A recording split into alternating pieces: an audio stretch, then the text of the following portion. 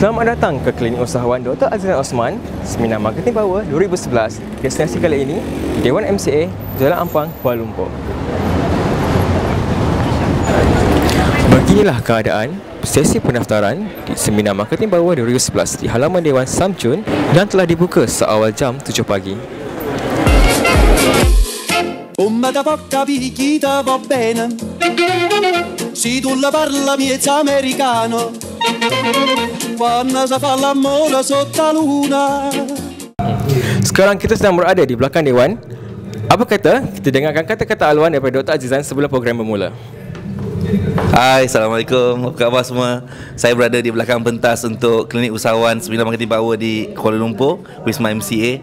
Kejap lagi saya akan naik ke atas dan berkongsi dengan anda yang berada di Dewan ini tentang bagaimana mereka boleh meningkatkan pendapatan mereka, bagaimana mereka boleh meningkatkan jualan mereka dan menarik ramai pelanggan ke dalam bisnes mereka. So, kalau anda tidak berpeluang untuk berada di sini hari ini, make sure, sebab kita ada beberapa lagi lokasi yang lain, tak banyak, dan make sure anda daftar untuk the next session sebab this is going to help your life dan transform your life dan juga your business, insyaAllah.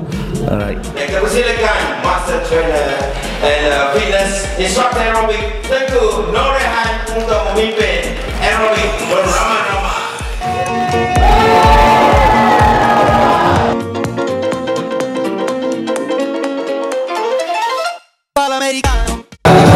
Beginilah suasananya dan sesi pemanasan badan bersama Tengku Nur Rehan.